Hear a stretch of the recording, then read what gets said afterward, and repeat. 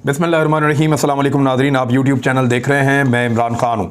Army chief की 2 दिन लाहौर में मसरूफियात थी, उनकी मुलाकातें रहीं। उनकी जो सर्विंग ऑफिसर्स हैं उनके साथ भी मुलाकातें हुई और जो रिटायर अफसरान हैं उनके साथ भी मुलाकातें हुई। मेजर हारिस की इयादत के लिए भी वो गए, उनका भी पता किया, वो ज़ख्मी थे। अब ये जो हाजिर सर्विस जो ऑफिसर्स हैं उनके साथ जो मुलाकातें हैं उसमें तो ज़्यादा खबरें हमारे पास नहीं हैं, लेकिन जो रिटायर अफसरान हैं उनको बड़े शिकवे और गिले भी थे और पिछले दिनों वो ये गिले और शिकवे करते रहे हैं। वो ये समझते रहे हैं कि पाक फ़ौज को ये जो पाकिस्तान के अंदर घिनौना खेल खेला गया कि एक बैरूनी साजिश के नतीजे में एक हुकूमत को गिराकर पैसे के इस्तेमाल से दूसरी हुकूमत बना दी गई, पाक फ़ौज को इसको रोकना चाहिए था। जबकि पाक फ़ौज का ये कहना है कि वो रोकने में और करने में दोनों में शामिल नहीं थे। उन्होंने अपने आप को न्यूट्रल किया और उसके नतीजे में पैसे के अंधाधुंध इस्तेमाल से और बैरूनी साजिश के नतीजे में एक हुकूमत गिर गई और दूसरी हुकूमत बन गई और पाक फ़ौज ने अपने आप को इस सारे से बाहर रखा। जो रिटायर अफसरान थे उन्होंने एक बड़ी मुहिम भी चलाई थी, जितने उनके ग्रुप्स हैं उनके अंदर भी वो बात कर रहे थे। अभी आर्मी चीफ़ के हवाले से जितनी खबरें आई इस बारे में वो सारी डिलीट हो चुकी हैं, ज़्यादातर उनमें से डिलीट हो चुकी हैं, लेकिन सोशल मीडिया पे जो खबरें हैं वो अभी भी बाकी हैं और उनके ऊपर बातचीत भी हो रही है। मैं कुछ चीज़ें आपके सामने रख देता हूँ। एक तो पाकिस्तान फ्रंटियर ने जो खबर छापी थी उसको उन्होंने डिलीट कर दिया है और मुमकिन तौर पे उनको कहा गया होगा इदारे की जानिब से कि ये ऐसी मीटिंग नहीं है जिसको ऑनर किया जाए। कुछ फैक्ट्स गलत भी हैं, कुछ ठीक भी हैं, कुछ जो रिटायर अफसर बताते भी हैं, कुछ अंदर ओथ भी हैं, वो कहते हैं जी हम नहीं बताना चाहते। लेकिन जो चीज़ें आई सामने मैं आपको बता देता हूँ। सही और गलत का तायुन तो वक्त करेगा, लेकिन उसके अंदर ये यहाँ तक रिपोर्ट हुआ, मैं कह नहीं रहा और मैं ये भी क्लेम नहीं कर रहा कि आर्मी चीफ ने ये कहा, लेकिन ये चीज़ें रिपोर्ट हुई सोशल मीडिया के ऊपर, लगातार रिपोर्ट हो रही हैं। जैसे इससे पहले लोग अपनी अपनी चीज़ें रिपोर्ट करते हैं, ऐसी ये चीज़ें भी रिपोर्ट हो रही हैं। इसमें कुछ लोगों का ये कहना है कि आर्मी चीफ साहब ने इसका इजहार किया इस पॉसिबिलिटी का कि इमरान खान साहब इस मकबूलियत में दोबारा वज़ीर आज़म बन सकते हैं। यानी 4 घंटे तक उनकी ये मुलाकात हुई है, सवाल जवाब का सेशन भी हुआ। अब क्योंकि जब आप सवालात को नहीं सुनते तो आपको समझ नहीं आती कि वो जवाब जो है वो किस कॉन्टेक्स्ट में था। यानी अगर कोई सवाल पूछे कि क्या इमरान खान दोबारा वज़ीर आज़म बन सकते हैं, मकबूलियत उनकी बहुत बढ़ गई है, तो आर्मी चीफ अगर ये कहते हैं कि जी बिल्कुल बन सकते हैं, जो आप देख रहे हैं बाहर हालात, तो अगर खाली आप जवाब लेंगे तो उससे कोई और तासुर बनेगा, सवाल के साथ लेंगे तो आपको कोई और तासुर बनेगा। तो 4 घंटे की मुलाकात को पूरा तो रिपोर्ट किया नहीं जा सकता, तो मेरे ख्याल में इसीलिए इसको रिपोर्ट नहीं किया जा रहा। बड़ी तादाद में लोग मौजूद थे और फौज ने इसको क्यों ज़रूरी समझा। देखें, फौज के ऊपर एक बड़ा संगीन एलिगेशन लगा है। एक तरफ तो बहुत सारे लोग ये कह रहे हैं कि इमरान खान साहब की हुकूमत जो गिरी है इसके पीछे फौज का हाथ है, कुछ लोग ये कह रहे हैं। कुछ लोगों का ये कहना है कि ये जो हुकूमत गिरी है इमरान खान साहब की, इसको फौज रोक सकती थी, लेकिन फौज ने वो घिनौना खेल जो पाकिस्तान में खेला गया उसको खेलने दिया, उसके अंदर कोई रुकावट नहीं डाली और जो एक अमरीकी मुदाखलत थी उसको होने दिया। और उसको रोकने के लिए फ़ौज जो किरदार अदा कर सकती थी, जिस तरह पैसा चल रहा था, जैसे पैसा इस्लामाबाद में पहुंचाया गया, ये बड़ी इंपॉर्टेंट बात है। अगर ये एक सवाल का जवाब ही ढूंढ लेना आर्मी और ये पता करें कि ये पैसा इस्लामाबाद में कैसे पहुंचा है, तो इसी में बहुत सारे सवालों का जवाब है। लेकिन चले आगे बढ़ते हैं। आर्मी चीफ ने बातचीत करते हुए जो क्लेम किया गया, उन्होंने कहा कि उम्मीद है कि हम अगले इंतखाबात की तरफ बढ़ रहे हैं। और ये मैंने कल भी आपको बताया था, कुछ अहम लोगों से मेरी बातचीत होती है तो वो यही कह रहे हैं कि इंतखाबात की तरफ पाकिस्तान बढ़ रहा है और बहुत तेज़ी से नए इंतखाबात आने वाले हैं। ये हुकूमत बजट के बाद नहीं चलेगी। मैक्सिमम ये हुकूमत एक बजट पेश कर सकती है और बजट पेश करना जो है एक कंपल्शन है, एक ज़रूरत है, वो तो इस हुकूमत को पेश करना पड़ेगा। लेकिन बजट पेश करने तक ये अपने भी कुछ काम निकाल देगी, वो मैं आपको बताता हूँ कौन से काम निकालेगी। उन्होंने कहा कि इंतखाबात की तरफ बढ़ रहे हैं और साफ शफाफ इंतखाबात होंगे, ऐसा लगता है कि इमरान खान दोबारा वज़ीर आज़म मुंतखब होंगे, जिसे हम दिलो जान से कबूल करेंगे। अच्छा, इसमें कुछ लोग जो है वो ऐसी चीज़ें भी रिपोर्ट कर रहे हैं कि फ़ौज को शिकायत है इमरान खान से कि वो एरोगेंट हैं, मगरूर हैं, खुदसर हैं और बात नहीं सुनते और हमने उनकी बड़ी मदद की है और उन्होंने रखने डाले चीज़ों के अंदर, और इस किस्म की चीज़ें जो है वो रिपोर्ट हो रही हैं। लेकिन फ़ौज की जानिब से तरदीद है और उन्होंने ऐसी कोई चीज़ जारी नहीं की, तो आर्मी चीफ की जो चीज़ फ़ौज जारी करेगी वही चीज़ सामने आएगी। लेकिन ये चीज़ें इस तरह की चल रही हैं सोशल मीडिया पे, मैंने कहा मैं आपके सामने रख दूं। एक सिनेरियो है और फौज इस वक्त ये ज़रूरी समझ रही है कि जो उनका परसेप्शन बिगाड़ने की एक कोशिश की जा रही है वो ना हो पाए, और उसके लिए ISPR भी काम कर रहा है बतौर एक महकमा, वो भी लोगों से मुलाकातें कर रहे हैं, उनको बता रहे हैं। आर्मी चीफ खुद भी मुतहर्रिक हैं, क्योंकि देखिए फ़ौज और अवाम के अंदर खलीज पैदा नहीं की जा सकती। और ये नाकाबिले बर्दाश्त होती है। जैसा कि आर्मी चीफ ने स्टेटमेंट दिया कि फ़ौज अपनी ताकत अवाम से लेती है और खलीज पैदा करने की कोशिश बर्दाश्त नहीं करेंगे, ये आर्मी चीफ ने कहा है। दूसरा, वो जो मेजर हारिस वाला मामला है उसमें गलती मेजर हारिस की भी निकली है कि इसने, हालांकि हमारा दोस्त है वो, लेकिन वो कहते हैं पहले इसने विंड स्क्रीन तोड़ी उनकी गाड़ी की, उसके बाद फिर उनका रिएक्शन था। बहरहाल ये तो अभी पुलिस इन्वेस्टिगेट कर रही है, आने वाले वक्त में सारी चीज़ें जो हैं वो सामने आ जाएंगी। कुछ और खबरें बड़ी इंपॉर्टेंट, एक तो मुझे मेरे एक दोस्त ने वीडियो भेजी लंदन से। ये PMLN के कारकुनों ने बड़ा रोला डाला हुआ था, अहमद मीर ने शोर मचाया हुआ था कि जमायमा के घर के बाहर ये कर देंगे, वो कर देंगे, इतने बंदे आ जाएंगे, अवाम आ जाएगी। वो मैंने 3 दफ़ा गिने, ये वीडियो के अंदर आप देख लें, ये टोटल जो है वो 23-24 बंदे हैं। तो 23 से 24 बंदे जो हैं वो एक वीडियो बनाने वाला अगर मैं डाल दूं तो 24 हो जाते हैं, उसको निकाल दूं तो 23 हो जाते हैं। तो इन बंदों ने, जम्मे गफीर ने मिलके जमायमा के घर के बाहर एहतजाज किया। यानी उसकी कॉल PMLN ने दी हुई थी, पॉलिटिकल पार्टी उसको सपोर्ट कर रही थी, हजारों ट्वीट चल रहे थे, लाखों की तादाद में लोग उस पर रिस्पॉन्ड कर रहे थे। बंदे कितने पहुंचे? 2 दर्जन नहीं पूरे हुए PMLN से वहां बरतानिया में। और नवाज शरीफ साहब के घर के बाहर वाला जलसा, उसकी तरह वीडियो देखें, वो एक सड़क से जुलूस शुरू होता है। पहले तो हाइट पार्क पूरा भर गया जहां पे नवाज शरीफ साहब रहते हैं, पहले तो उन्होंने वो भर दिया, हजारों लोग वहां पहुंच गए। और फिर जो लाइन लोगों की लगी आ रही है वो लगभग 1 किलोमीटर की लाइन है जहां पे लोग चलते हुए हाइट पार्क की तरफ जा रहे हैं, इतनी बड़ी तादाद में। यानी जितने बंदे टोटल नून लीग से इकट्ठे नहीं होते, उतने हजार बंदे पाकिस्तान तहरीक इंसाफ बगैर कॉल के निकल के नवाज शरीफ साहब के घर के बाहर खड़े होकर वहां पे चोर चोर की आवाजें लगा रही है। ये है सूरत हाल जी। 2 एहतजाजों का कंपैरिजन मैंने आपके सामने रख दिया, इसकी तस्वीर भी आप देख लें। यही कंपैरिजन तो परेशान करता है और वो इलेक्शन नहीं होने देते।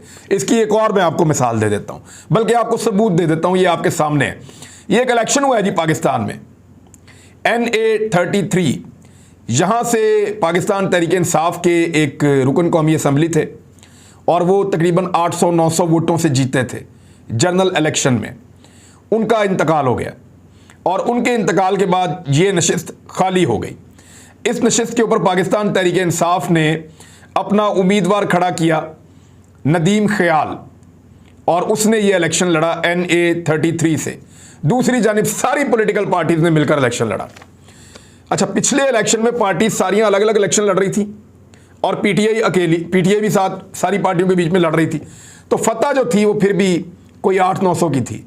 लेकिन इस मरतबा सारी पार्टियां एक तरफ थी और एक तरफ अकेली पाकिस्तान तहरीक इंसाफ थी, और फतह जो है वो लगभग 5000 वोटों की है। 4500 वोटों से ज्यादा की फतह पाकिस्तान तहरीक इंसाफ ने समेटी है इस इलेक्शन के अंदर जो हंगू में हुआ है।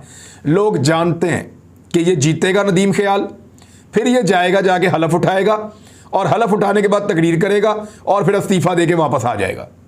इसका इतना ही काम है, इसने जीतना है इलेक्शन, जीतने के बाद इसने कौमी असेंबली में जाना है, कौमी असेंबली में जाकर इसने हलफ उठाना है और हलफ उठाने के बाद इसने इस्तीफा देना है और वापस आ जाना है। इसके बावजूद लोगों ने इसको वोट दिया है। अब आप अंदाजा कर लें पाकिस्तान तहरीक इंसाफ की सिचुएशन आप देखें कि लोग एक ऐसे आदमी को वोट दे रहे हैं जिसने असेंबली में रहना ही नहीं है, इस्तीफा देने के लिए वोट दे रहे हैं लोग। लोगों ने जिद बना लिया इस मामले को, फजल रहमान साहब को, नून लीग को, पीपल्स पार्टी को, ANP को, जमात, सबको मिलकर एक दर्दनाक शिकस्त हुई है वहां पे, और पाकिस्तान तहरीक इंसाफ का अकेला आदमी जीता है। अब वो हलफ लेके वहां पे जाके इस्तीफा दे देगा।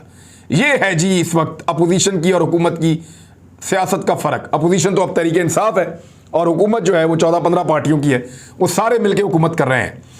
अब इसके अंदर जो है इस सूरत हाल में इलेक्शन की तरफ जाना तो एक बेवकूफ़ी है, लेकिन सारे के सारे शहबाज शरीफ को ब्लैकमेल कर रहे हैं। मिसाल के तौर पे जो नई वजारतें हैं उनके अंदर देखें कितनी मज़े की चीज़ें आ रही हैं। जो नई काबीना है वो कल हलफ उठाएगी, इसका इम्कान पैदा हो गया आज के दिन में, यानी अभी जो मैं बात कर रहा हूँ आज के दिन में हलफ उठा सकती है, इसका इम्कान पैदा हो गया है। पहले मरहले में 10 से 12 वजीर जो हैं वो कलमदान संभाल लेंगे, क्योंकि शहबाज शरीफ साहब को सांस चढ़ गया है। वो कह रहे हैं यार क्या बदतमीजी है, मुझे अकेले को वजीर आज़म बनाया हुआ, सारी बेइज्जती पूरे मुल्क की मेरी हो रही है, तो किसी और को भी तो साथ लाओ, मेरा दर्द बांटे कोई आके। तो फिर अब कुछ बंदे उनको दिए गए हैं जो मामला तय पाए हैं, उसके बारे में आपको बता दूं। एक तो पीपल्स पार्टी ने कहा 4 सूबों के गवर्नर आप हमें दे दें, ऊपर से फजल रहमान साहब ने कहा नहीं ये नहीं हो सकता, ANP को दें खैबर पख्तूनख्वा में गवर्नर और बलूचिस्तान में दें हमें गवर्नर। ये फजल रहमान साहब का भी डिमांड आ गया है और ANP का भी डिमांड आ गया है। एक MNA है ANP का, और डिमांड कर रहे हैं गवर्नरशिप की। ऐसे रेवड़ियां बट रही हैं, वो कहते हैं ना, अंधा बांटे रेवड़ियां मुड़ मुड़ दबे अपने आनू। ये इस तरीके से इनकी रेवड़ियां बन रही हैं इक्तदार की, और ऐसे लूट मार कर रहे हैं पाकिस्तान की, बखिए उधेड़ रहे हैं कि ये मुझे दे दो, वो मुझे दे दो। लूट माल है, सेल लगी हुई है।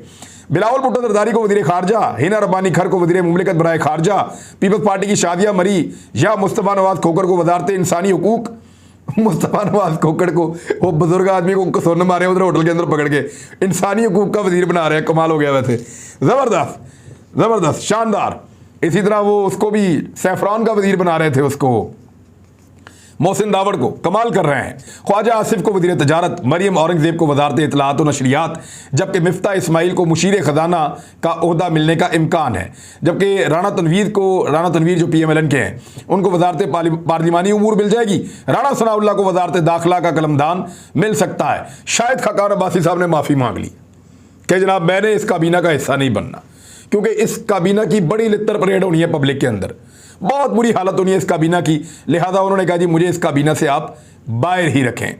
दूसरी जानिब पीपल्स पार्टी ने मुस्लिम लीग नून से 4 गवर्नर्स और आईनी ओहदों के साथ वफाकी काबीना में 3 अहम वजारतों का भी मुतालबा कर दिया है। जमीयत उलमा इस्लाम फजल रहमान ने गवर्नर बलूचिस्तान और ANP ने मियां इफ्तिखार हुसैन के लिए गवर्नर खैबर पख्तूनख्वा का ओहदा मांग लिया है। दूसरी जानिब जमीयत उलमा इस्लाम और बलूचिस्तान अवामी पार्टी के दरमियान भी गवर्नर बलूचिस्तान के ओहदे का मुतालबा किया गया है। यानी बलूचिस्तान अवामी पार्टी भी कह रही है कि गवर्नर जनाब आप हमारा बनाएंगे बलूचिस्तान का, वहाँ पे JUIF का नहीं बनेगा। मुस्लिम लीग नून का दावा है कि जमीयत उलमा इस्लाम के साथ वफाकी काबीना पर मुशावरत मुकम्मल हो गई है और इत्तेहादी जमातों के साथ राब्तों का सिलसिला जारी रहेगा, ब्रेक थ्रू हो जाएगा। लेकिन अब फजल रहमान साहब का जो लेटेस्ट स्टेटमेंट है वो आप सुने, आपको बहुत मजा आने वाला है। फजल रहमान साहब कह रहे हैं कि मैं ख्वाहिशमंद हूं सदर पाकिस्तान बनने का, अगर अब भी ना बना तो कब बनूंगा। यानी यही उनके दिल में चल रहा है ना कि मुझे सदर पाकिस्तान बनाया जाए, तो बनाए फजल रहमान साहब को सदर पाकिस्तान। वो तो चाहते हैं कि वो सदर पाकिस्तान बने और ये उनकी दिली ख्वाहिश है और ये पूरी होनी चाहिए। उन्होंने कहा सदारत ना मिलने पर बतौर इत्तेहादी हमायत तो जारी रखूंगा, बड़े टूटे हुए दिल के साथ उन्होंने कहा। लेकिन साथ ही उन्होंने एक धमकी भी लगा दी। फजल रहमान साहब की धमकी बड़ी ज़बरदस्त है। उनको पता है इस वक्त सबकी छेड़ है नया इलेक्शन, सब नए इलेक्शन से भाग रहे हैं, कोई इस वक्त इलेक्शन में नहीं जाना चाहता। पीपल्स पार्टी को पता है उनकी पार्टी ना छोटी होनी है ना बड़ी होनी है, बस थोड़ी सी सीटें कम भी होगी तो सिंध में वो हुकूमत बना के बैठ जाएंगे, वो तो सेफ है। PMLN MQM सारे इलेक्शन से भाग रहे हैं। फजल रहमान साहब को खुद भी पता है कि उनकी हालत क्या होने वाली है इलेक्शन में, लेकिन उन्होंने धमकी ये लगाई कि या तो मैनू सदर बनाओ या फिर इलेक्शन कराओ जल्दी। फौरी इंतखाबात का उन्होंने मुतालबा कर दिया है। तो फजल रहमान साहब के इस मुतालबे की मैं भरपूर हमायत करता हूँ। इस वक्त पाकिस्तान को अगर मुसीबत से निकालना है तो सबसे जो मेन काम करने वाला है वो यही है कि पाकिस्तान में फौरी तौर पे इंतखाबात करवा दिए जाए। एक और मुद्दा उठा दिया जी, और इसकी शुरुआत जो है वो एहसन इकबाल ने की है।